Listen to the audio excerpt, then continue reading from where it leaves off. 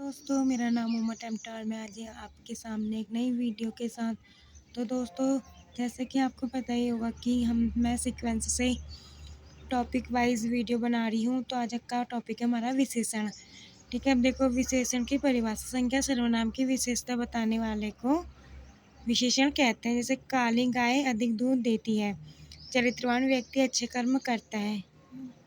अब देखिए, विशेष उद्देश्य। जिन संज्ञा सर्वनाम की विशेषता बताई जाती है उसे विशेष्य कहते हैं। जैसे मोटा लड़का हंस रहा है। ठीक है, वाक्य में स्थान की दृष्टि से विशेषण दो प्रकार के होते हैं, उद्देश्य विशेष विशेषण और विधेय विशेष विशेषण।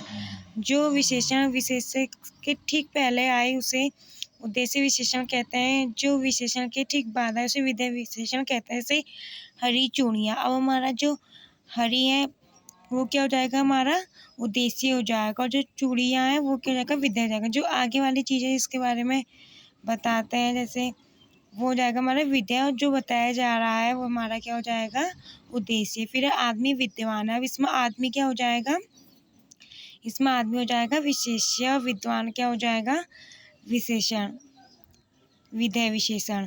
अब विशेषण के चार भेद होते हैं, सार्वनामिक विशेषण, गुणवाचक विशेषण, संख्यावाचक विशेषण और परिणामवाचक विशेषण।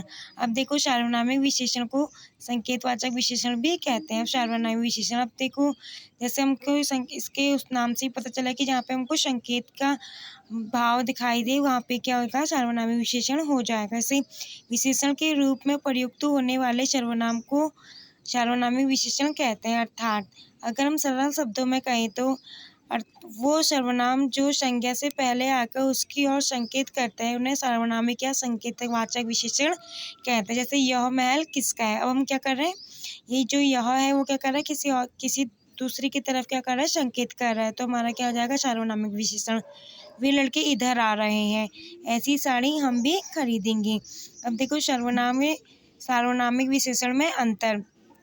अब जैसे जो सर्वनाम के स्थान पर आते हैं वे सर्वनाम, और जो संज्ञा के स्थान पर आते हैं वे सार्वनामिक विशेषण कहलाते हैं। अब देखिए, जैसे यह लड़का है, ये क्या हो जाएगा, सर्वनाम हो जाएगा। अब यह लड़का हम क्या कह सकते हैं, ये भी बोल सकते हैं कि राम लड़का है, मोहन लड़का है। हम क्या यह को हम चेंज कर सकते हैं कि वो क्या हो जाएगा, हमारा सर्वनाम हो जाएगा। वह उसने अर्पित से झगड़ा किया, ये भी हमारा सर्वनाम है। जो उसने है ना हमारा, ये क्या हो जाएगा, सर्वनाम हो जाएगा। क्योंकि क्या हम ये भी बोल सकते हैं कि प्रीति ने अर्पित से झगड़ा किया है, हम किसी का नाम भी इसमें ले सकते हैं। फिर हमारा वह बहुत होशियार है, ये भी हमारा क्या हो जाएगा, सर्वनाम हो जाएगा। क्योंकि हम यहाँ पे ये भी बोल सकते हैं कि रोहन होशियार है, राम होशियार है, तो हमारा क्या हो जाएगा, जो वह है जो वो हमारा चेंज हो सकता है, तो हमारा सर्वनाम कहलाएगा। भी हम बोलते हैं यह किताब मेरी है। ठीक है, अब देखो, हम जो यह है हम इसको चेंज ही नहीं कर सकते। क्या हम ऐसा थोड़ा ना बोलेंगे कि राम किताब मेरी है, ये हमारा सेंटेंस गलत हो जाएगा। हम यही तो बोलेंगे यह किताब मेरी है, तो ये क्या हो जाएगा, विशेषण हो जाएगा। फिर है यह लड़का सुशील है, ये भी क्या हो जाएगा, विशेषण हो जाएगा। अब हम ये तो बोलेंगे नहीं कि मोहन लड़का सुशील है या राम लड़का सुशील है, तो जो हमारा यह है ये क्या है, एक विशेषण है।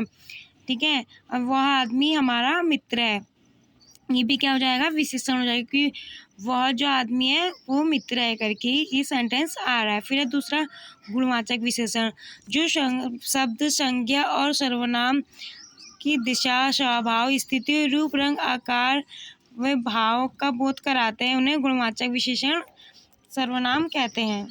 अब चलो एग्जाम्पल देख लेते हैं। जैसे यह है, रीना ने लाल सूट पहना है। अब देखो, रीना ने क्या पहना है, सूट पहना है, वो कैसा है, लाल हो जाएगा, तो ये हमारा क्या हो जाएगा, गुणवाचक विशेषण हो जाएगा। अब राहुल के पैर में नुकीली कील चुभ गई। अभी नुकीली कील ये क्या है, नुकीली है, तो ये क्या बता रही है, किसी का आकार बता रही है। राधा बहुत दुबली है, ये भी क्या हो रहा है, उसका आकार बताया जा रहा है। ठीक है, और अगर आपसे पूछेगा कि सबसे ज़्यादा विशेषणों की संख्या कौन सी है, तो आप बताएंगे गुणवाचक विशेषण की ही संख्या है। ठीक है, और फिर तीसरा हमारा संख्यावाचक विशेषण, जो शब्द, संज्ञा अथवा सर्वनाम की संख्या का बोध कराते हैं उसको संख्यावाचक विशेषण कहते हैं। ये दो प्रकार के होते हैं, निश्चयवाचक संख्या और अनिश्चयवाचक संख्या। जैसे अब निश्चयवाचक संख्या में हो जाएगा, पार्क में 4 बच्चे खेल रहे हैं। अब हमको क्या संख्या बता रहा है कि कितने बच्चे खेल रहे हैं, 4 बच्चे खेल रहे हैं, तो हमारा क्या हो जाएगा, निश्चयवाचक संख्या। फिर शर्करा में 5 कुत्ते साइकिल चला रहे हैं। अब 5 क्या कुत्तों की गिनती है, तो हमारा क्या हो जाएगा, निश्चित संख्यावाचक हो जाएगा। बाहर कुछ बच्चे खेल रहे हैं, हमारा क्या हो जाएगा, अनिश्चयवाचक हो जाएगा, क्योंकि क्या और क्या कुछ लगा है। अगर कहते हैं कि बाहर 4-5 बच्चे खेल रहे हैं या 4 बच्चे खेल रहे हैं, तो हमारा क्या हो जाता है, निश्चयवाचक संज्ञा हो जाता है। फिर कुछ पैसे निकाल लो, ये भी क्या हो जाएगा, हमारा निश्चयवाचक संज्ञा हो जाएगा। फिर चौथा है परिणामवाचक विशेषण। जो विशेषण शब्द की किसी संज्ञा या सर्वनाम की मात्रा या नापतोल परिणाम का ज्ञात कराते हैं, उन्हें परिणामवाचक विशेषण कहते हैं। अब जैसे 2 किलो, 4 मीटर, बहुत घी, ठीक है। अब इसके भी क्या होता है, इसके भी 2 भेद होते हैं, निश्चयवाचक परिणाम और निश्चयवाचक सर्वनाम। अब देखो, जो भी तोलने की चीज़ें होगी, मीटर में नापने की चीज़ होगी, सब हमारी क्या हो जाएगी, परिणामवाचक क्रिया विशेषण कहलाएगा, ठीक है। अब देखो, अब निश्चयवाचक परिणाम को हम देखो कि हम कह सकते हैं कि हमको 1 मीटर कपड़ा दे दो, तो हमारा क्या हो जाएगा, निश्चयवाचक परिणामवाचक हो जाएगा। हम बोलेंगे कि हमको कुछ मीटर कपड़ा दे दो, तो हमारा क्या हो जाएगा, निश्चित परिणामवाचक में हो जाएगा।